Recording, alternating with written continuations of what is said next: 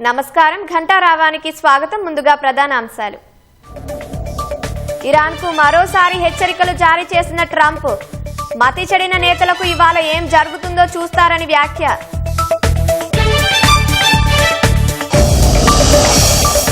యుద్ధ ప్రభావంతో వరుసగా మూడో రోజు నష్టాల్లో స్టాక్ మార్కెట్లు.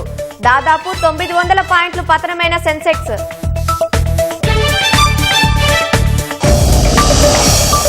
ఎల్పీజీ కొరత వేళ బెంగళూరులో గ్యాస్ సిలిండర్ల చోరీ. ఇంటి ఆవరణలోని సిలిండర్ ఎత్తుకెళ్లిన దొంగలు.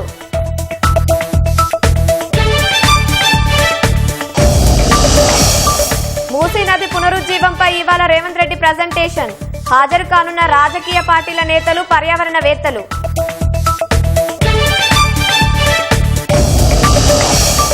ఇబ్రహీంపట్నం మాజీ ఎమ్మెల్యే కొండిగారి రాములు కన్నుమూత. వృద్ధాప్య సమస్యలతో చికిత్స పొందుతూ తుదిశ్వాస.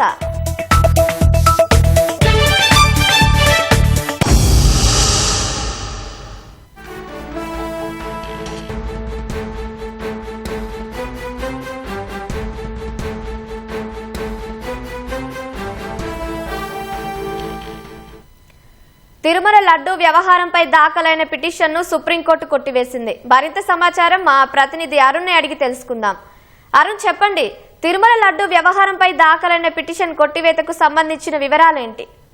వ్యవహారంలో అంటే తిరుమల లడ్డూ తయారీలో కల్తీ నెయ్యి కలిపారు. అదే సందర్భంలో కల్తీ నెయ్యితో పాటుగా మొత్తం కల్తీ వ్యవహారం అంతా చోటు చేసుకుంది.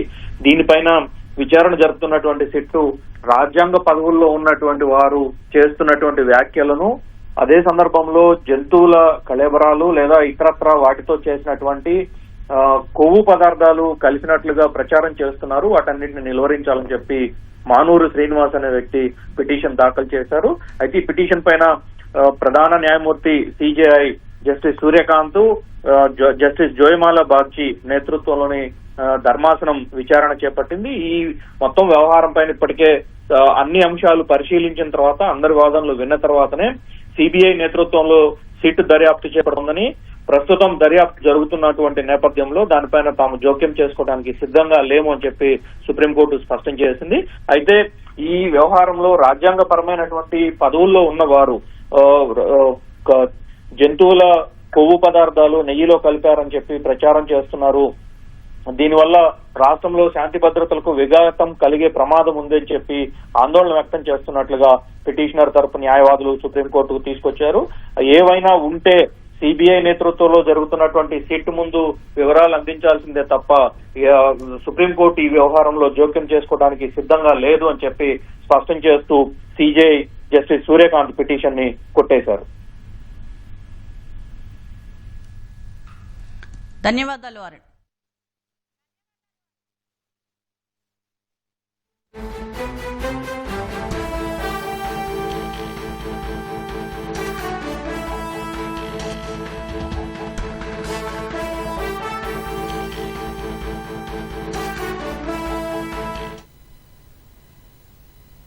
ఇరాన్తో పాటు లెబనాన్లోని హెజ్బుల్లా లక్ష్యంగా ఇజ్రాయెల్, అమెరికా భీకర దాడులు చేస్తున్నాయి. అరక్ నగరంలోని ఒక నివాస భవనాన్ని లక్ష్యంగా చేసుకుని ఇజ్రాయెల్ జరిపిన వైమానిక దాడిలో ఒక మహిళ, ఓ చిన్నారి ప్రాణాలు కోల్పోయారు. దాదాపు 35 మంది గాయపడ్డారు.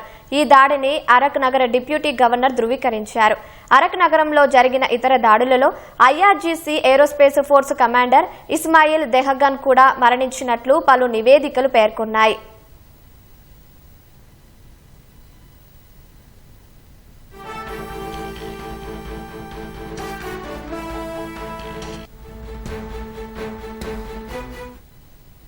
గత 2 వారాలుగా టెహ్రాన్, అరక్, ఇస్ఫహాన్ వంటి నగరాల్లోని నివాస ప్రాంతాలు, ఆసుపత్రులు, మౌలిక సదుపాయాలే లక్ష్యంగా ఇజ్రాయెల్, అమెరికా దాడులు చేస్తున్నాయి. ఈ దాడుల్లో ఇరాన్ వ్యాప్తంగా ఇప్పటి వరకు 1300 మందికి పైగా మరణించారు. లక్షలాది మంది నిరాశ్రయులయ్యారు.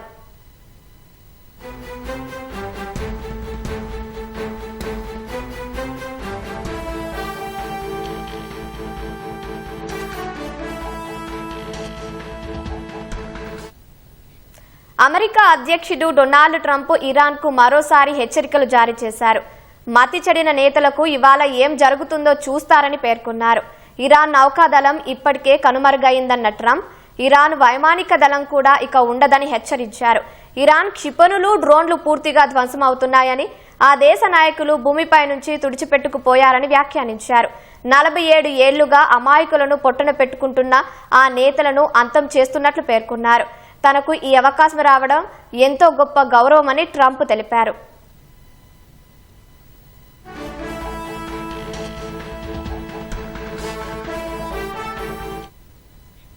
ఇరాన్ కొత్త సుప్రీం లీడర్ మొజ్తబా ఖమేనీకి ఇజ్రాయెల్ ప్రధాని నెతన్యాహు హెచ్చరికలు జారీ చేశారు.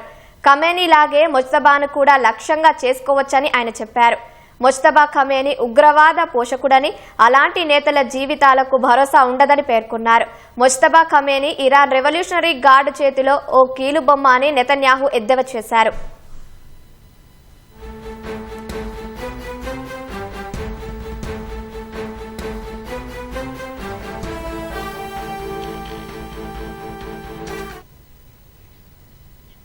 ఇజ్రాయెల్తో పాటు గల్ఫ్లోని అమెరికా స్థావరాలపై ఇరాన్ ప్రతిదాడులు కొనసాగుతున్నాయి. ఉత్తర ఇజ్రాయెల్లో నజరేత్ పట్టణానికి సమీపంలో ఉన్న జర్జార్ అనే గ్రామంపై క్షిపణితో ఇరాన్ దాడి చేయడంతో భారీ నష్టం వాటిల్లింది. ఈ ఘటనలో 33 మంది గాయపడ్డారు. క్షిపణి తాకిడికి అనేక ఇళ్లు పూర్తిగా ధ్వంసమయ్యాయి.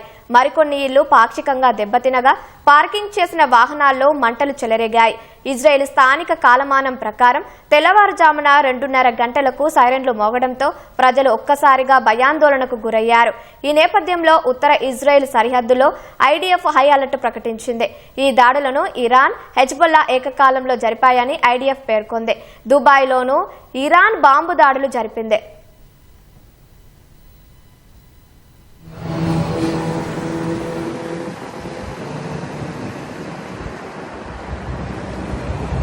పశ్చిమాసియాలో ఉద్రిక్తతలు పరాకాష్ఠకు చేరాయి.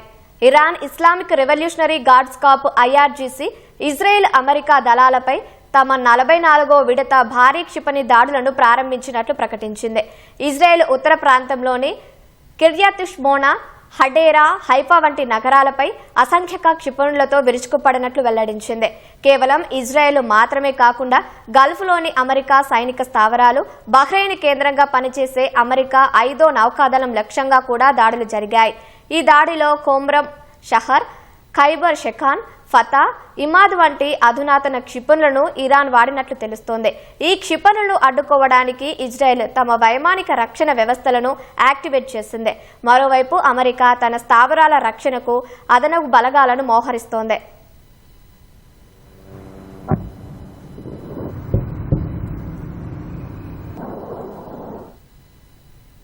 పశ్చిమ ఇరాక్లో అమెరికాకు చెందిన ఇంధనం నింపే ట్యాంకర్ విమానం KC-135 కూలిపోయిన ఘటన ఇప్పుడు అంతర్జాతీయంగా చర్చనీయాంశమైంది. ఈ ఘటనపై ఇరాన్, అమెరికా భిన్నమైన ప్రకటనలు చేస్తున్నాయి. ఇరాకీ రెసిస్టెన్స్ గ్రూప్ అమెరికా విమానాన్ని కూల్చివేసినట్లు ఇరాన్ మీడియా పేర్కొంది. క్షిపణితో అమెరికా విమానాన్ని నేలకూల్చివేశామని, అందులోని సిబ్బంది అందరూ మరణించారని తెలిపింది. అయితే అమెరికా సెంట్రల్ కమాండ్ ఈ వాదనలను కొట్టిపారేసింది. విమానం కూలిపోవడానికి శత్రుదళాల దాడి కాదని స్పష్టం చేసింది. రీఫ్యూలింగ్ తర్వాత ల్యాండ్ అవుతుండగా తమ విమానాల్లో ఒకటి కూలిపోగా మరొకటి సురక్షితంగా ల్యాండ్ అయ్యిందని తెలిపింది. అయితే ఇరాన్ క్షిపణి, డ్రోన్ దాడుల సమయంలో ఈ విమానం ప్రమాదానికి గురి కావడం ప్రాధాన్యం సంతరించుకుంది.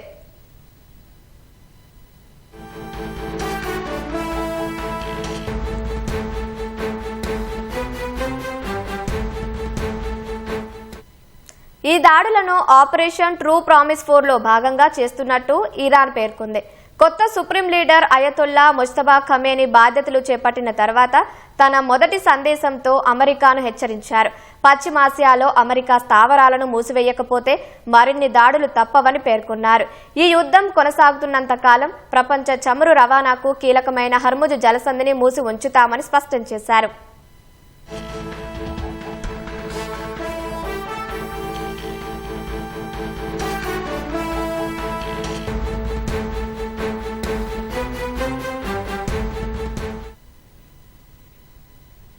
పశ్చిమాసియాలో జరుగుతున్న యుద్ధం ఇప్పుడు కొత్త మలుపు తిరిగింది. ఇరాన్కు చైనా, రష్యాలు పరోక్షంగా సాయంగా చేస్తున్నట్లు అంతర్జాతీయ మీడియా పేర్కొంది. ఉపగ్రహ చిత్రాలు, ఎన్క్రిప్టెడ్ సిగ్నల్స్తో ఇజ్రాయెల్, అమెరికాలకు చెందిన సైనిక సమాచారాన్ని ఇరాన్కు చేరవేస్తున్నాయని తెలిపింది. యుద్ధ భూమిలో అమెరికా, ఇజ్రాయెల్ కదలికలను ఇరాన్కు చేరవేస్తూ పశ్చిమాసియా యుద్ధ చిత్రాన్నే మారుస్తున్నాయని వెల్లడించింది. పశ్చిమాసియాలో అమెరికా యుద్ధ నౌకలు, విమానాలు ఖచ్చితంగా ఎక్కడున్నాయనే అత్యంత రహస్య సమాచారాన్ని రష్యా ఇరాన్కు చేరవేస్తోందని అంతర్జాతీయ మీడియా పేర్కొంది. ఇరాన్కు సొంతంగా భారీ నిఘా ఉపగ్రహాలు లేవు. అయితే రష్యా తన అధునాతన ఖయ్యామ్ శాటిలైట్ ద్వారా ఇరాన్కు 24 గంటల పాటు ఆప్టికల్, రాడార్ ఇమేజీలను అందిస్తోంది. దీని ద్వారా ఇరాన్ తమ దాడుల సామర్థ్యాన్ని అనూహ్యంగా పెంచుకుంటోంది. రష్యా సైనికుల కదలికలు, యుద్ధ విమానాలకు సంబంధించిన సమాచారాన్ని అమెరికా ఉక్రెయిన్ కు అందించింది. దానికి ప్రతీకారంగా ఇప్పుడు రష్యా అగ్రరాజ్యానికి చెందిన సమాచారాన్ని ఇరాన్ కు అందిస్తోంది. మరోవైపు చైనా ఇరాన్ ఎలక్ట్రానిక్ వార్ఫేర్ రూపురేఖలను మార్చివేస్తోంది. ఇరాన్ సైన్యం అమెరికాకు చెందిన జీపీఎస్ స్థానంలో డ్రాగన్ కు చెందిన ఎన్క్రిప్టెడ్ బిడౌ 3 నావిగేషన్ సిస్టమ్ ను వాడుతోంది. చైనా అందించిన YLC-8B యాంటీ స్టెల్త్ రాడార్ ను వినియోగిస్తోంది. కంటికి రాడార్లకు చిక్కకుండా దూసుకెళ్లే అమెరికా యుద్ధ విమానాలు B-21, F-35లను కూడా ఈ చైనా రాడార్లు పసిగట్టగలవు. క్యారియర్ కిల్లర్స్ గా పిలిచే 50CM-302 సూపర్ సోనిక్ యాంటీషిప్ క్షిపణులను ఇరాన్ కొనుగోలు చేయబోతోంది. ధ్వని కంటే 3 రెట్ల వేగంతో ప్రయాణించే ఈ క్షిపణులు ప్రస్తుతం గల్ఫ్ లో ఉన్న USS అబ్రహం లింకన్, గెరాల్డార్ ఫోర్డ్ యుద్ధ నౌకలకు పెనుముప్పుగా మారనున్నాయి. చైనా ఈ యుద్ధాన్ని కేవలం ఇరాన్ కు సాయంగా చూడటం లేదు. భవిష్యత్తులో తైవాన్ పై తాము చెయ్యబోయే యుద్ధానికి ఇదొక లైఫ్ ఫైర్ ల్యాబొరేటరీగా వాడుకుంటోంది.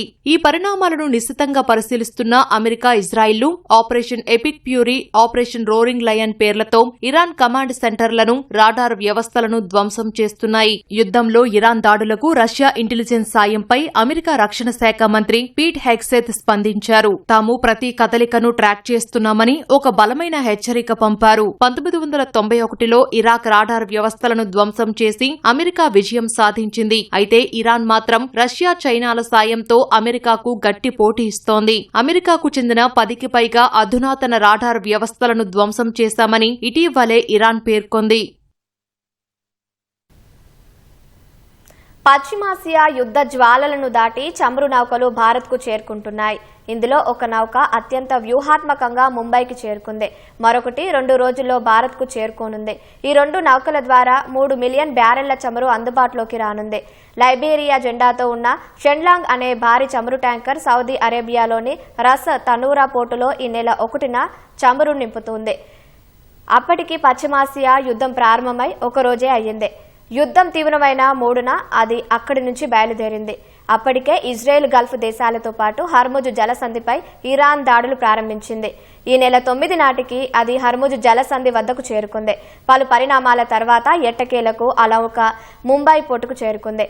నౌకలోని 29 మంది సిబ్బందిలో భారతీయులతో సహా పాకిస్తాన్, ఫిలిప్పీన్స్ జాతీయులున్నారు. భారతీయ జెండాతో ఉన్న VLCC అనే మరో భారీ నౌక 2 మిలియన్ బ్యారెళ్ల చమురుతో ఇరాక్ నుంచి బయలుదేరి గురువారానికి భారత జలాల్లోకి ప్రవేశించింది. అది 2 రోజుల్లో ఒడిశాలోని పారాదీప్ పోర్టుకు చేరుకోనుంది. LPG కొరత నేపథ్యంలో కర్ణాటకలోని బెంగళూరులో గ్యాస్ సిలిండర్లు చోరీకి గురవుతున్నాయి. బెంగళూరులోని చిన్న పట్టణాల్లో ఓ ఇంట్లో ఎవరూ లేని సమయం చూసి గుర్తు తెలియని దుండగులు గ్యాస్ సిలిండర్లను దొంగతనం చేశారు. యజమాని CCTV ఫుటేజ్ పరిశీలించగా చోరీ జరిగినట్టు తేలింది. పోలీసులకు ఫిర్యాదు చేయగా CCTV దృశ్యాల ఆధారంగా నిందితుల కోసం గాలిస్తున్నారు. బెంగళూరులోని మరో ప్రాంతంలో రాత్రివేళ ఓ వ్యక్తి గ్యాస్ సిలిండర్ను చోరీ చేసి బైక్పై తీసుకెళ్లాడు. ఇందుకు సంబంధించిన దృశ్యాలను పోలీసులు విడుదల చేశారు. నిందితుడి కోసం గాలిస్తున్నారు.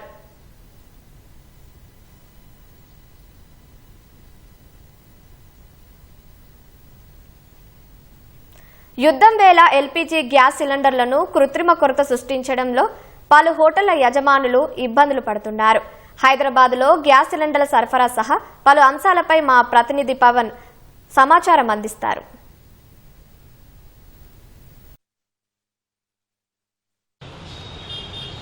అమెరికా, ఇజ్రాయెల్, ఇరాన్ మధ్య జరుగుతున్నటువంటి యుద్ధం ప్రభావం హైదరాబాద్ పై కొనబడుతుంది. హైదరాబాద్లో ఉన్నటువంటి హోటళ్లు, రెస్టారెంట్లు, హాస్టళ్లు ఇలాంటి వసతి గృహాల్లో తీవ్ర ఇబ్బందులు ఎదుర్కొంటున్నారు నిర్వాహకులు.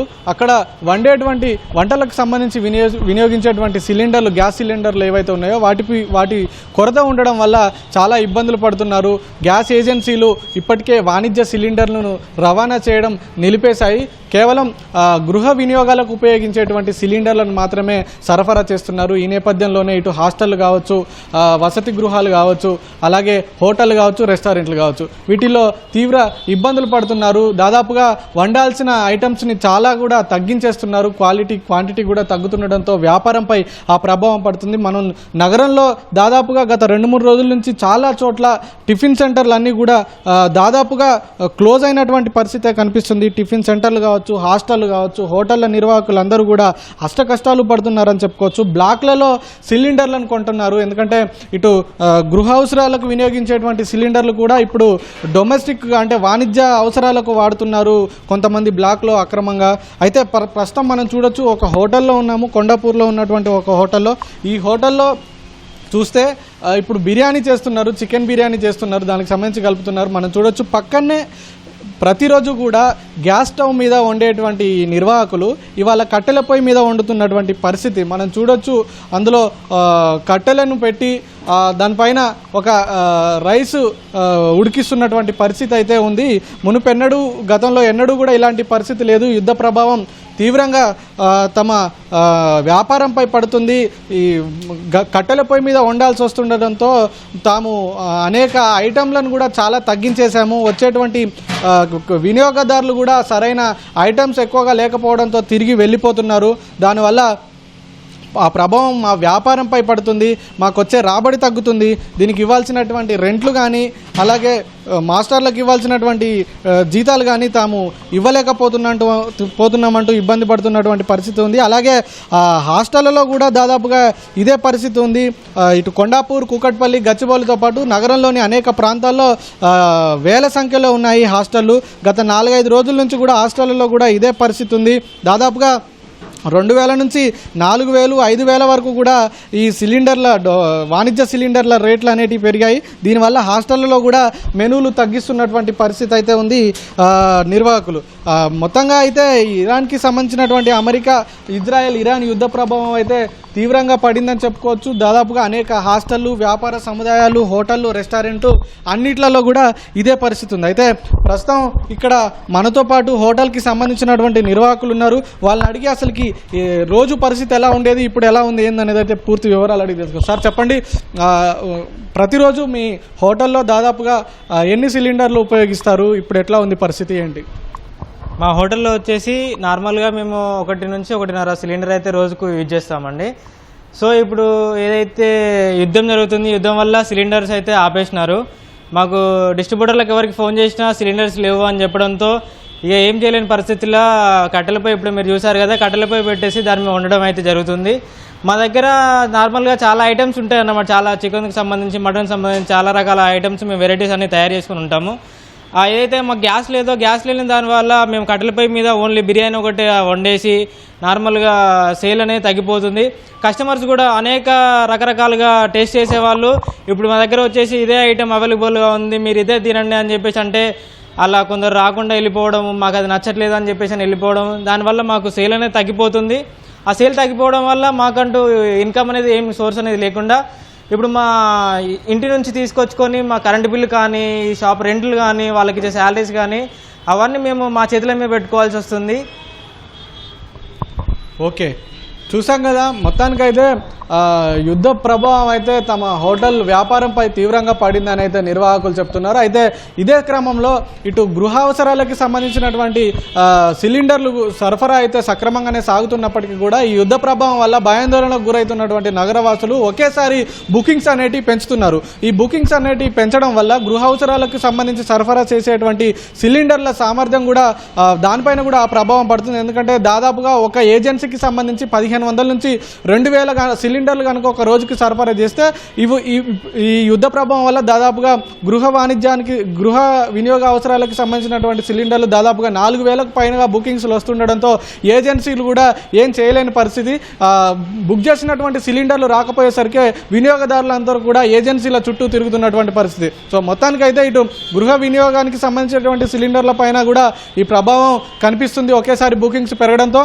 ఇదే క్రమంలో ఇటు వాణిజ్య సిలిండర్లు కూడా కమర్షియల్ సిలిండర్లపై కూడా ఆ ప్రభావం ఉంది. పూర్తిగా సరఫరా నిలిపివేయడంతో అయితే ఇటు హోటళ్ళు, హాస్టళ్ళు, అలాగే రెస్టారెంట్లు వీటన్నిటిలో కూడా ఈ ప్రభావం వ్యాపారం పై అయితే తీవ్రంగా పడిందని నగరవాసులు, ఇటు వ్యాపారస్తులు అయితే చెప్తున్నటువంటి పరిస్థితి. కెమెరామెన్ బాలాజీతో పవన్, ఈటీవీ న్యూస్, హైదరాబాద్. మూసీ నది పునరుజ్జీవ ప్రాజెక్టుకు సంబంధించి ముఖ్యమంత్రి రేవంత్ రెడ్డి ఇవాళ ప్రజెంటేషన్ ఇవ్వనున్నారు. హైదరాబాద్ తాజ్కృష్ణ హోటల్ వేదికగా మూసీ పునరుజ్జీవం ఆవశ్యకత, కార్యాచరణ ప్రణాళికను వివరించనున్నారు. సాయంత్రం 6 గంటలకు నిర్వహించే ఈ కార్యక్రమానికి సంబంధించి Musi river front development corporation ఏర్పాట్లు పూర్తి చేసింది. మూసీ ప్రాజెక్టుపై రాజకీయ పార్టీల్లో, నగర ప్రజల్లో నెలకొన్న అనుమానాలు, సందేహాలను సీఎం నివృత్తి చేయనున్నారు. ప్రధాన రాజకీయ పార్టీలు, మేధావులు, పర్యావరణవేత్తలు, దేశంలో గుర్తింపు పొందిన వ్యాపార, వాణిజ్య సంస్థల ప్రతినిధులు ప్రజెంటేషన్ కు హాజరు కానున్నారు. వారి నుంచి అభిప్రాయాలు, సూచనలు, సలహాలు తీసుకుని మూసీ నది పునరుజ్జీవ ప్రాజెక్టు సంబంధించి ఫేజ్ 1 లో చేపట్టే పనులపై సమాలోచనలు చేయనున్నారు.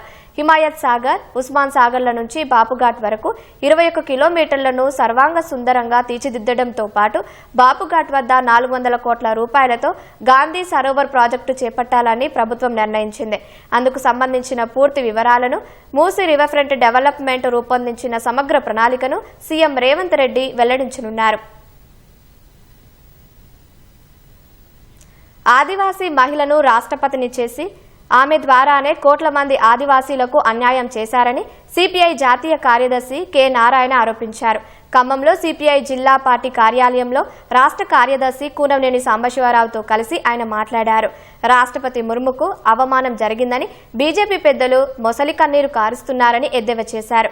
అటవీ భూములను పెద్ద కార్పొరేటర్లకు అప్పగించాలంటే అందుకు అటవీ చట్టాలు అడ్డుగా ఉన్నాయని తెలుసుకున్న మోదీ, అమిత్ షాలు రాష్ట్రపతిగా ముర్మును తీసుకువచ్చారన్నారు.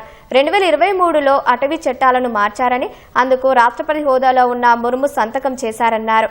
నక్సలైట్లు సిపిఐలో చేరవచ్చని ఆహ్వానించారు. మోదీ పశ్చిమాసియా యుద్ధంపై మాట్లాడకపోవడం ఆయన అసమర్థతను తెలియజేస్తుందన్నారు. సమస్యల పరిష్కారం కోరుతూ ఆర్టీసీ కార్మిక సంఘాల జేఏసీ మరోసారి సమ్మె బాట పట్టనుంది. ఇవాళ సాయంత్రం 4 గంటలకు బస్ భవన్లో ఆర్టీసీ ఎండీ నాగిరెడ్డికి సమ్మె నోటీసులు ఇవ్వనున్నట్లు జేఏసీ నేతలు తెలిపారు. ప్రధానంగా ఆర్టీసీ ఉద్యోగులను ప్రభుత్వంలో విలీనం చేసే ప్రక్రియను వెంటనే ప్రారంభించాలని డిమాండ్ చేశారు. 2021 వేతన సవరణ 30% ఫిట్మెంట్ అమలు చేయాలని కోరారు. మహాలక్ష్మి పథకం కింద ప్రభుత్వం ఇవ్వాల్సిన నిధులు నెల 350 కోట్లు కోత విధించకుండా ఇవ్వడంతో పాత బకాయిలు సుమారు 2500 కోట్ల విడుదల చేయాలని విజ్ఞప్తి చేశారు. ఆర్టీసీ కార్మికులకు ఉద్యోగ భద్రత కల్పించాలని, ట్రేడ్ యూనియన్లపై ఆంక్షలు ఎత్తివేయాలని, గుర్తింపు సంఘం ఎన్నికల నిర్వహణ, ఉద్యోగులపై అధిక పని భారాలు తగ్గించాలని డిమాండ్ చేశారు. రవాణా శాఖకు ఫ్యాన్సీ నెంబర్లతో భారీగా ఆదాయం సమకూరింది. ఖైరతాబాద్ రవాణా శాఖకు నిన్న ఒక్కరోజే 31,14,730 రూపాయల ఆదాయం సమకూరింది. అత్యధికంగా టీజీ 09L009 నెంబర్కు 10,50,000 రూపాయల ఆదాయం వచ్చినట్లు హైదరాబాద్ జేటీసీ రమేష్ తెలిపారు. ఈ నెంబర్ను mega engineering and infrastructure limited యాజమాన్యం సొంతం చేసుకుంది. టీజీ 09L007 నెంబర్కు 3,20,000 ఆదాయం, టీజీ 09L0005 నెంబర్కు 2 లక్షలు, టీజీ 09K9999 నెంబర్కు 1,50,000, టీజీ 09L0024, టీజీ 09L0001 నెంబర్లకు 1 లక్ష ఆదాయం వచ్చినట్లు హైదరాబాద్ జేటీసీ రమేష్ పేర్కొన్నారు. హైదరాబాద్ చందానగర్ ప్రధాన రహదారి ఆనుకొని ఉన్న అను ఫర్నిచర్ షోరూంలో జరిగిన అగ్ని ప్రమాదం భారీ ఆస్తి నష్టాన్ని మిగిల్చింది. గురువారం రాత్రి 11:30 ప్రమాదవశాత్తు అంటుకున్న మంటలు తీవ్ర రూపం దాల్చాయి. షోరూంలోని ఫర్నిచర్కు మంటలు వేగంగా వ్యాపించగా పరిసరాల్లో దట్టమైన పొగ అలుముకుంది. సమాచారం అందుకున్న అగ్నిమాపక సిబ్బంది మాదాపూర్, కూకట్పల్లి, చందానగర్, పటాన్చెరు ప్రాంతాల నుంచి 6 ఫైర్ ఇంజన్లు, 10 వాటర్ ట్యాంకర్లు తెప్పించారు. భారీ స్కై లిఫ్ట్ సాయంతో ఘటనా స్థలానికి చేరుకొని మంటలను అదుపు చేశారు. ప్రమాదంలో ఫర్నిచర్ దుకాణంలోని సామాగ్రి కాలిబూడిద కాగా పక్కన నిర్మాణంలో ఉన్న మరో భవనానికి మంటలు వ్యాపించాయి.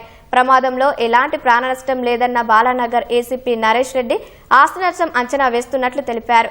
షోరూం జాతీయ రహదారి పక్కనే ఉండటంతో వాహనాల రాకపోకలకు అంతరాయం కలగకుండా పోలీసులు జాగ్రత్తలు తీసుకున్నారు.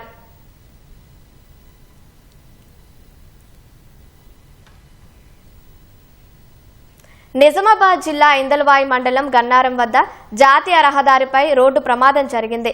ప్రమాదవశాత్తు బస్సు బోల్తాపడి 4 మృతి చెందగా పలువురు ప్రయాణికులకు గాయాలయ్యాయి. హైదరాబాద్ నుంచి 22 మంది ప్రయాణికులతో మహారాష్ట్రకు వెళ్తున్న ప్రైవేటు ట్రావెల్స్ బస్సు రాత్రి 2 గంటల సమయంలో గన్నారం వద్ద ఒక్కసారిగా అదుపు తప్పి రోడ్డు పక్కకు దూసుకు వెళ్లి బోల్తాపడింది. పోలీసులు క్షతగాత్రులను నిజామాబాద్ జిల్లా ప్రభుత్వ ఆసుపత్రికి, మరికొందరిని ప్రైవేటు ఆసుపత్రికి తరలించారు. ఘటనపై కేసు నమోదు చేసుకుని దర్యాప్తు చేస్తున్నారు. మేము చౌటుపల్లి నుంచి వాషం బయలుదేరుతున్నాము. మార్గ మధ్యంలో బస్సు పడి దెబ్బలు తాగింది. 20 మంది పైన ఉంటారు. అయితే నేను ఒక్కడిగానే వెళ్తున్నా, బోర్బండి పనికి వెళ్తున్నాను నేను వాషంకి. 2 గంటల ప్రాంతంలో బస్సు పడింది సార్. ఇంకా అది మేము నిద్రలోనే ఉన్నాం సార్, అది మేమేం చూడలేదు, అది ఐడియా లేదు. పడిన తర్వాత ఈ తలకు దెబ్బ తగిలితే మెలకు వచ్చేసింది. మెలకు వచ్చేసి చూసేసరికి బస్సు పడిపోయింది, కొంతమంది చనిపోయారు. मैं नामपल्ली से चढ़ा था, हैदराबाद से नामपल्ली से चढ़ा था, मेरे को जाना था हिंगोली। बस ड्राइवर 2 बार ये करा था, ऊपर नीचे हो गया था। स्पीड ब्रेकर पे भी नहीं रुका उन्होंने, तो तीसरी बार ऐसे नीचे डाल के ये कर दिया। और दारू पिया हुआ था बस वाला ड्राइवर वगैरह। उसके बाजू में जो बढ़ता उन्होंने भी पी के था। 16 से 20 से 18 जने रह गए। हमको मालूम पड़ा जब हम लोग निकल गए सर वहाँ से 3:30 बजे। ऐसा कैसा हुआ क्या नहीं हमको नहीं मालूम सर। अब वो भगवान जाने। उन्होंने रात में 9:40 में पे चढ़ा करते 2-2:30 बजे के टाइम पे 3 बजे मेरे को फ़ोन करा सर, वहाँ से निकल गया सर। मैं अभी हैदराबाद से इधर आया सर मेरे भाई को लेने के वास्ते। सब जनों की जान बचना सर बहुत ज़रूरी है सर। మహబూబాబాద్ జిల్లా మరిపెడ మండలం లచ్చాతండ సమీపంలో జరిగిన రోడ్డు ప్రమాదంలో 2 చిన్ననాటి స్నేహితులు మృతి చెందారు.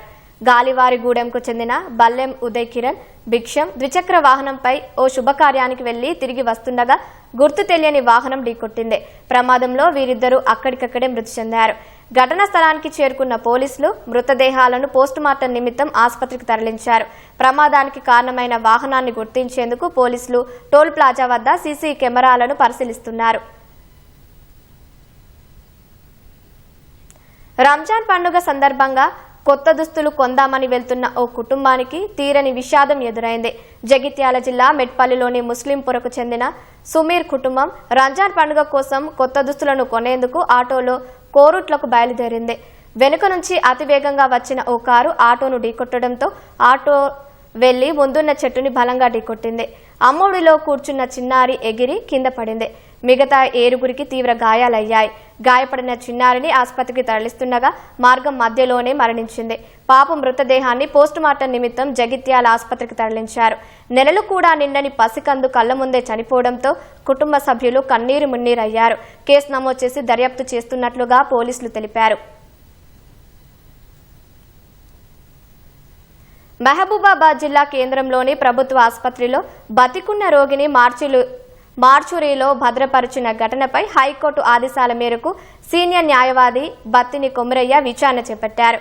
క్షేత్రస్థాయిలో ఆసుపత్రిని సందర్శించిన హైకోర్టు న్యాయమూర్తి కొమరయ్య అధికారులు సిబ్బందిని విచారించారు. ఆసుపత్రిలో చికిత్స కోసం వచ్చిన రోగి రాజును ఒక రాత్రి అంతా మార్చురీలో ఉంచారు. అనంతరం ఐసీయూకి తరలించి చికిత్స అందిస్తుండగా అతడు మృతి చెందారు. ఘటనలో 2 తాత్కాలిక ఉద్యోగులను సస్పెండ్ చేసి చేతులు దులుపుకున్నారని స్థానికులు ఆరోపిస్తున్నారు. ఆసుపత్రిలో విచారణ అనంతరం కోర్టుకు నివేదిక అందిస్తానని న్యాయవాది బత్తిని కొమ్మిరయ్య తెలిపారు. మార్చురీలో ఓ రకంగా చెప్తాను, ఆడో ఓ రకంగా చెప్తారు. మరి ఇది ఏంది అన్నది వాళ్ళు లెటర్స్ కనుక ఇస్తే మేము సావధానంగా తీసుకొని కోర్టుకు నివేదిస్తాం. వాస్తవంగా మొత్తం ఎంటైర్ మెడికల్ సిస్టమే చేంజ్ చేయడానికి ఈ కోర్టు రేపు ఇనిషియేషన్ తీసుకుంటుంది. ఇది గవర్నమెంట్ హ్యాండ్ వల్ల ఉండదు. రైట్ టు హెల్త్ అనేది గవర్నమెంట్ హ్యాండ్ వల్ల కాదు, అది fundamental right and constitutional mandate. Ahmedabad university కానీ కోల్కతా యూనివర్సిటీ ఐఎం కానీ ఇచ్చేసి మొత్తం టోటల్ అంతా వాళ్ళ హ్యాండ్ ఓవర్ చేసేసి జ్యుడిషియరీ కంట్రోల్లో ఉండడానికి వాదన చేయబోతాం. పార్టీ ఫిరాయింపుల విషయంలో కాంగ్రెస్ పార్టీ అనుసరిస్తున్న వైఖరిని తప్పుబడుతూ రాహుల్ గాంధీకి హరీష్ రావు లేఖ రాశారు. రాజ్యాంగాన్ని కాపాడేందుకు పోరాడుతున్నామని, పార్టీ ఫిరాయింపుల చట్టాన్ని బలోపేతం చేసి ప్రజాస్వామ్య వ్యవస్థలను కాపాడుతామని 2024 ఎన్నికల మేనిఫెస్టోలో చెప్పారని లేఖలో గుర్తు చేశారు. దేశవ్యాప్తంగా నీతి సూత్రాలు చెబుతున్న కాంగ్రెస్ పార్టీ అధికారంలో ఉన్న చోట ఎలా వ్యవహరిస్తుందో తెలంగాణలో చూస్తే స్పష్టంగా అర్థమవుతోందని ఆక్షేపించారు. బీఆర్ఎస్ పార్టీ నుంచి ఎమ్మెల్యేగా గెలుపొందిన దానం నాగేందర్ కాంగ్రెస్ బీఫామ్పై లోక్సభ ఎన్నికల్లో పోటీ చేశారన్న ఆయన ఇదేదో ఊహాజనితం కాదని, అధికారికంగా ప్రజలందరికీ తెలిసే జరిగిందని పేర్కొన్నారు. కానీ కాంగ్రెస్ పార్టీకి చెందిన స్పీకర్ మాత్రం ఫిరాయింపులకు ఎలాంటి ఆధారాలు లేవని అంటున్నారని అసహనం వ్యక్తం చేశారు. ముస్లిం మైనారిటీ వర్గాల సంక్షేమానికి ప్రభుత్వం కట్టుబడి ఉందని మంత్రి ఉత్తమ్ కుమార్ రెడ్డి తెలిపారు. సూర్యాపేట జిల్లా కోదాడలో minority finance corporation vice chairman Jabbar ఇంట్లో ఏర్పాటు చేసిన ఇఫ్తార్ విందులో ఎమ్మెల్యే పద్మావతితో కలిసి పాల్గొన్నారు. గ్యాస్ సమస్య పరిష్కారానికి ఉన్నతాధికారులు, ఆయిల్ కంపెనీ యజమానులతో సమావేశమై చర్చలు తీసుకుంటామన్నారు. కేంద్రంతో సమన్వయం చేసుకుంటూ ఇబ్బందులు లేకుండా చూస్తామని తెలిపారు.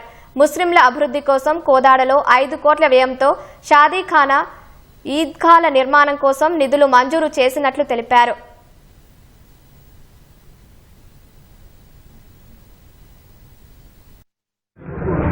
इस देश की माइनॉरिटीज की भलाई कांग्रेस पार्टी चाहती है. हम पूरी तरह सेक्युलरिज्म में बिलीव करते हैं. हिंदू हो या मुसलमान हो या सिख हो या ईसाई हो या बौद्ध हो, इस देश में हर नागरिक को इक्वल अपॉर्चुनिटी होनी चाहिए, सिक्योरिटी होनी चाहिए, वेलफेयर होनी चाहिए. నెలసరి ఈ మాట వింటేనే ఆడపిల్లలు సిగ్గుపడతారు. ఋతుచక్రంపై ఇతరులతో మాట్లాడటానికి, చర్చించడానికి, సమస్యలుంటే చెప్పుకోవడానికి కూడా ఇష్టపడరు. దీనివల్ల బాలికలు, యువతులు, మహిళల్లో నెలసరిపై సరైన అవగాహన కరువైపోయింది. అది వారిలో అనేక ఆరోగ్య, మానసిక సమస్యలకు కారణమవుతోంది. అలాంటి సమస్యలకు చెక్ పెట్టాలన్న లక్ష్యంతో చదువుకుంటున్న బాలికలు, గ్రామీణ ప్రాంత నిరుపేద మహిళలకు అవగాహన కార్యక్రమాలు నిర్వహిస్తుంది నాగర్ కర్నూలు జిల్లా కల్వకుర్తికి చెందిన మానవతా foundation. Respect your periods, respect your health నినాదంతో మానవతా ఫౌండేషన్ అనేక అవగాహన కార్యక్రమాలు చేపట్టింది. ఋతుచక్రం ప్రతి మహిళ జీవితంలో ఒక భాగం. బాలిక పుష్పవతి అయిన దగ్గర నుంచి మెనోపాజ్ దశ వరకు ప్రతి నెల ఆడవాళ్లు అనివార్యంగా ఎదుర్కోవాల్సిన ప్రక్రియ ఇది. కాని ఇప్పటికీ నెలసరి మీద, నెలసరి వల్ల ఎదురయ్యే సమస్యల మీద చాలా మంది మహిళలకు అవగాహన ఉండటం లేదు. సాధారణంగా ఎదురయ్యే చిన్న చిన్న సమస్యలకు కూడా బాలికలు, యువతులు, మహిళలు వైద్యులను సంప్రదిస్తున్నారు. కొందరు అవగాహన లోపంతో శారీరకంగా, మానసికంగా కొత్త సమస్యలు తెచ్చిపెట్టుకుంటున్నారు. సంస్కృతి, సంప్రదాయాల పేరిట అనేక అపోహలు, మూఢనమ్మకాలు జనబాహుళ్యంలో ఉన్నాయి. వీటి వల్ల మహిళలు కొన్నిసార్లు ఆరోగ్యపరంగా తీవ్రంగా నష్టపోతున్నారు. నెలసరి గురించి చర్చించుకోవడానికి కూడా సిగ్గుపడుతున్నారు. వీటన్నింటికీ చెక్ పెట్టాలి అనే ఉద్దేశంతో ఋతుచక్రంపై బాలికలు, గ్రామీణ మహిళలకు అవగాహన కార్యక్రమాలు చేపడుతోంది మానవతా ఫౌండేషన్. కల్వకుర్తికి చెందిన గైనకాలజిస్ట్ డాక్టర్ రమ్య సౌజన్య, 7 సాఫ్ట్వేర్ ఇంజనీర్లు, 2 ఫిజియోథెరపిస్టులు కలిసి ఈ ఫౌండేషన్ను ప్రారంభించారు. ఇప్పటి వరకు ఉమ్మడి మహబూబ్ నగర్ జిల్లాలోని కల్వకుర్తి, కొల్లాపూర్, అచ్చంపేట, వనపర్తి, వర్గల్, ఖిల్లా, ఘనపూర్ సహా సుమారు 35 చోట్ల 15,000 మందికి అవగాహన కల్పించారు. ముఖ్యంగా కేజీబీవీలు, ప్రభుత్వ పాఠశాలలు, కళాశాలల్లో నెలసరిపై సవివరంగా వివరిస్తున్నారు. మానవతా ఫౌండేషన్ చేపట్టిన ఈ కార్యక్రమం వల్ల నెలసరిపై వాస్తవాలు తెలిసాయని, అపోహలు తొలగిపోయాయని, సమస్యలు తీరాయని విద్యార్థులు చెబుతున్నారు. పిల్లలకి వెళ్ళొద్దు అని కూడా నేను తెలుసుకున్నా. లేదని నేను ఈరోజు తెలుసుకున్నా అది ఒక నథింగ్ అని. ప్యాడ్స్ ఎంత డేంజరస్ నేను ఈరోజు తెలుసుకున్నా. అసలు దానివల్లనే థైరాయిడ్, పీసీఓడి అలాంటి పెద్ద పెద్ద డేంజరస్ హెల్త్ ఇష్యూస్ వస్తాయని నేను తెలుసుకున్నా. దానిని మనం ఎట్లా మళ్ళీ ఆ డేంజరస్ నుంచి ఎట్లా తప్పించుకోవాలో కూడా నేను తెలుసుకున్నా. ఈరోజు మార్నింగ్ వరకు నాకు పీరియడ్స్ గురించి ఇంత ఇన్ఫర్మేషన్ నాకు తెలియదు. మేడం వచ్చి ఇంత డీటెయిల్గా ఎక్స్ప్లెయిన్ చేసిన తర్వాత దాని గురించి మొత్తం నాకు క్లియర్ అయిన మొత్తం తెలిసిపోయింది. ఇంకా నాకు ఎట్లాంటి ఫియర్ లేదు దాని గురించి. మెన్స్ట్రుయేషనల్ కప్ చెప్పిన తర్వాత అది మనకు కాకుండా బయట ఎన్విరాన్మెంట్కి కూడా చాలా సేఫ్టీ. అది దానివల్ల ఎలాంటి పొల్యూషన్స్ లేవు.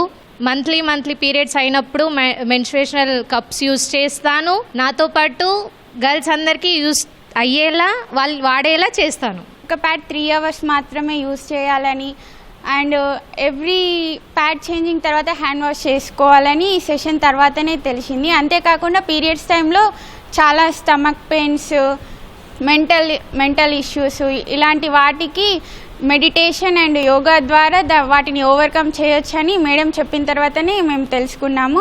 పీరియడ్స్ అనేది మన జీవితంలో ఒక భాగం. దీనిని ఎవరితో డిస్కస్ చేసినా సిగ్గుపడాల్సిన అవసరం లేదు. చెంచుపెంటలు గ్రామీణ ప్రాంతాల్లోని మహిళల కోసం మానవతా ఫౌండేషన్ కార్యక్రమాలు చేపడుతున్నారు. గ్రామీణ ప్రాంతాల్లో వాడేసిన వస్త్రాల్ని నెలసరి కోసం వాడటం, చెడు రక్తమని చెప్పి ఎన్ని రోజులు రక్తస్రావమైనా భరించి రక్తహీనతకు గురికావటం, శానిటరీ ప్యాడ్స్ ని గడువుకు మించి వాడటం, వాటిని బాత్రూంలోనే వదిలివేయటం, నెలసరి సమస్యలపై చర్చించకపోవటం వల్ల అనేక ఆరోగ్య సమస్యలు ఎదుర్కొంటున్నారు. ఈ కార్యక్రమం ద్వారా గ్రామీణ ప్రాంత మహిళలు ఎంతో తెలుసుకున్నామంటున్నారు. మగవాళ్ళు ఉన్నారు, డాక్టర్ సార్లు ఉన్నారు, వాళ్ళ ముందర వివరించి మేము బట్ట అయితే దాచిపెట్టుకునే తోలం అటు చేసేతోలం. కానీ ఇప్పుడు వాళ్ళ ముందరనే మాకు వివరించినప్పుడు మాకు భయం ఎందుకు, మాకు భయం లేకుండా ఇప్పుడు మేము చక్కగా ఇప్పుడు మేము గుడకంగా నీట్గా ఉండి దీని గుడకంగా పరిశుభ్రంగా చేసుకొని మాకు ఏ వ్యాధులు రాకుండా మా పిల్లల గుడకంగా చెప్పుకొని ముందుంటామని కోరుకుంటున్నాం. మహిళలు అన్ని రంగాల్లో దూసుకుపోతున్న ప్రస్తుత సమాజంలో నెలసరి విషయానికి వచ్చేసరికి చాలా మంది అవగాహన లోపంతో ఉన్నారని డాక్టర్ రమ్య అంటున్నారు. జననేంద్రియాల్లో ఇన్ఫెక్షన్లు, సర్వైకల్ క్యాన్సర్, పీసీఓఎస్, గర్భధారణ సమస్యలు, చర్మ వ్యాధుల బారిన పడేందుకు నెలసరి సమస్యలే కారణమవుతున్నాయని చెబుతున్నారు. ప్యాడ్స్ కు ప్రత్యామ్నాయంగా మెన్స్ట్రువల్ కప్స్ అందుబాటులోకొచ్చాయని, ఒక్కసారి కొంటే 5 ఏళ్ల వరకు వాడొచ్చని, ప్యాడ్స్ తో పోల్చితే వినియోగం సులువని, పర్యావరణానికి కూడా ఎలాంటి హాని ఉండదని వివరిస్తున్నారు. పీరియడ్స్ బ్లడ్లో ఉన్నటువంటి స్టెమ్ సెల్స్ నుంచి కొన్ని రకాల మెడిసిన్స్ కూడా తయారు చేస్తున్నారు అన్న అవగాహనని పిల్లలకు కల్పిస్తూ ఉన్నాం. చాలాసార్లు ఎంక్వైరీ చేస్తే పిల్లలు చెడు రక్తమని వాళ్ళ శానిటరీ ప్యాడ్ని వాళ్ళు ముట్టుకోవడానికి కూడా ఇష్టపడేవాళ్ళు కాదు. మా సెషన్ తర్వాత అమ్మాయిల్లో పీరియడ్స్ అంటే ఒక పాజిటివ్ దృక్పథము, దాన్ని మనం అందరితో చర్చించుకోవచ్చు అన్న కాన్ఫిడెన్స్ లెవెల్స్ అమ్మాయిలందరిలో కూడా బాగా పెరుగుతూ ఉన్నాయి. ఒకవేళ క్లాత్ ప్యాడ్స్ కనుక వాళ్ళు వాడుతూ ఉన్నట్లయితే వాటిని 2-3 వాషెస్ కంటే ఎక్కువ వాడకూడదు అన్న అవగాహన వాళ్లకు కల్పించడమే కాకుండా చాలా చెంచు గ్రామాల్లో మెన్స్ట్రల్ కప్స్ని కూడా మేము డిస్ట్రిబ్యూట్ చేశాము.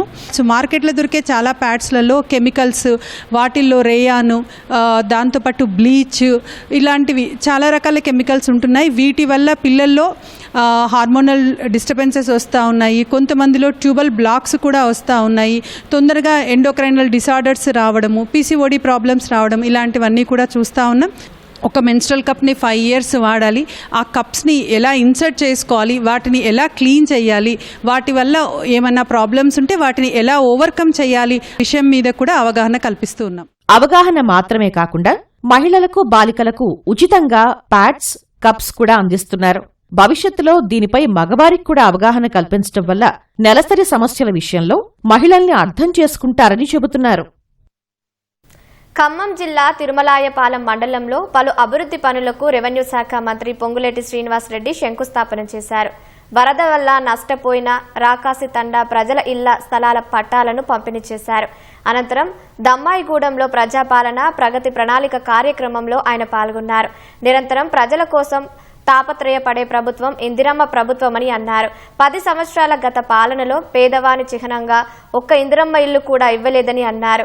ఈ ప్రభుత్వంలో ప్రతి నియోజకవర్గంలో 4500 ఇల్లులు ఇచ్చామని, 2వ విడత కూడా ఇవ్వబోతున్నామని అన్నారు.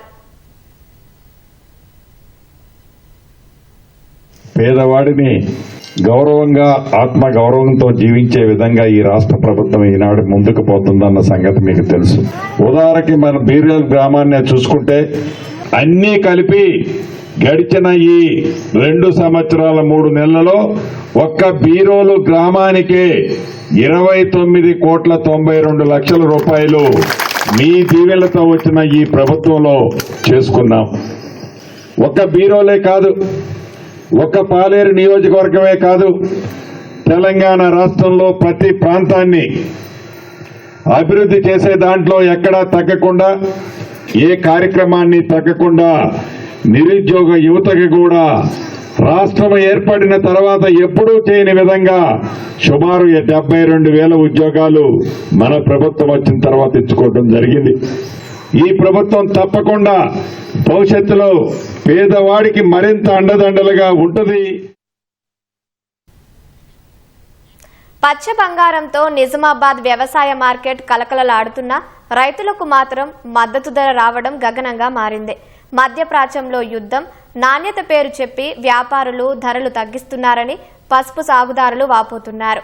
6 గాలం శ్రమించి పంటను మార్కెట్కి తీసుకొస్తే గిట్టుబాటు ధర దక్కక పెట్టుబడులు వచ్చే పరిస్థితి లేదని ఆవేదన చెందుతున్నారు. అధికారులు స్పందించి మార్కెట్లో కొనసాగుతున్న సిండికేట్ వ్యవస్థను అరికట్టాలని కర్షకులు కోరుతున్నారు.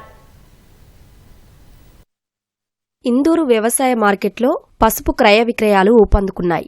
విపణిలో ఎటు చూసినా పసుపు రాసులే దర్శనమిస్తున్నాయి. ఉమ్మడి నిజామాబాద్ జిల్లాతో పాటు జగిత్యాల, నిర్మల్ జిల్లాల నుంచి రైతులు పెద్ద సంఖ్యలో పసుపు పంటను తెస్తున్నారు. రోజుకి సగటున 20,000కు పైగా బస్తాల సరుకు రావడంతో మార్కెట్ యార్డు పసుపుమయంగా మారింది. మార్కెట్కు భారీ మొత్తంలో సరుకు వస్తుండటంతో వ్యాపారులు ధరలను శాసిస్తూ నట్టేటా ముంచుతున్నారని రైతులు ఆరోపిస్తున్నారు.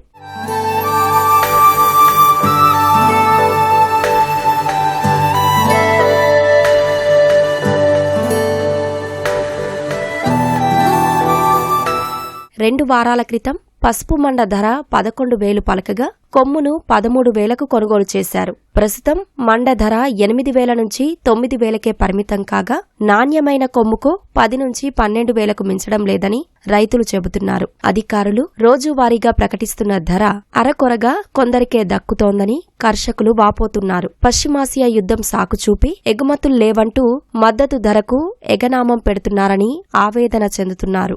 రైతుని మోసగిస్తున్నారు. ఎవరు? ఖరీదారు లోపమా మరి అధికారుల లోపమా?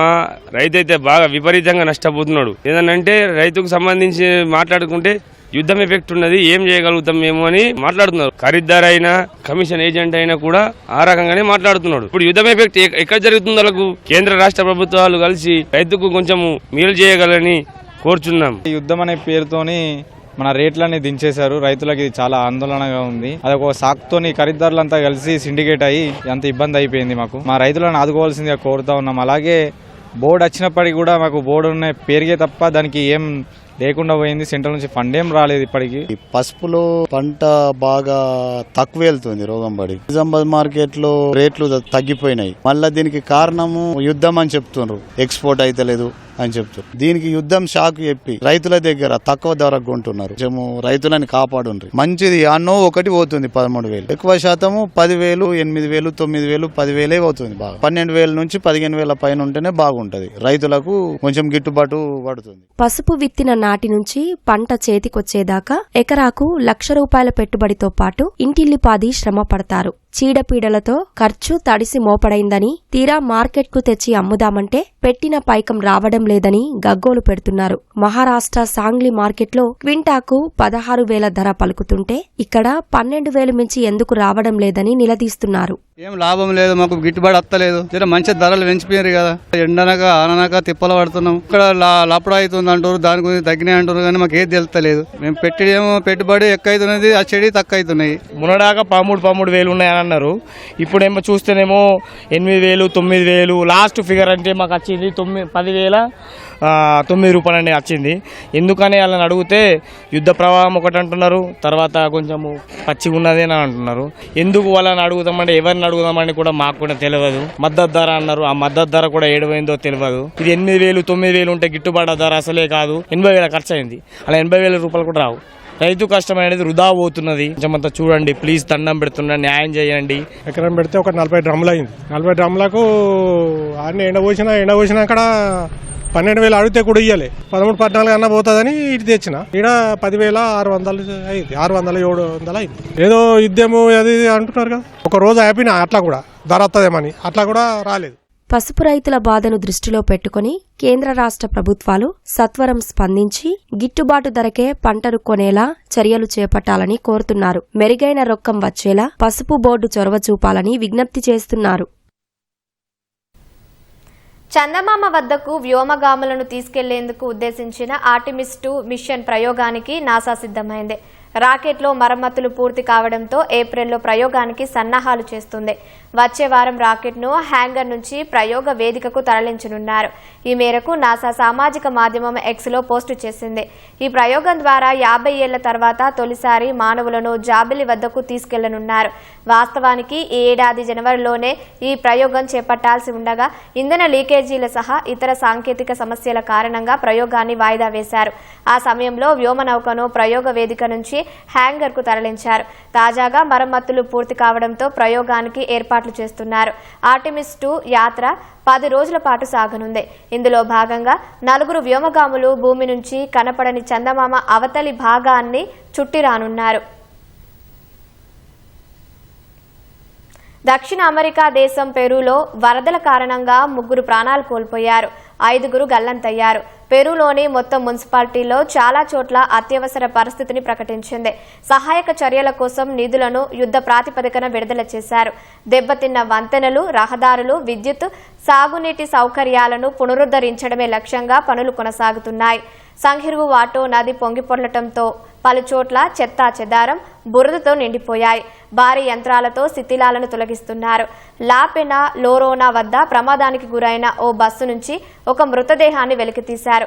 గల్లంతైన 5 కోసం గాలింపు చర్యలు కొనసాగుతున్నట్లు అధికారులు వెల్లడించారు.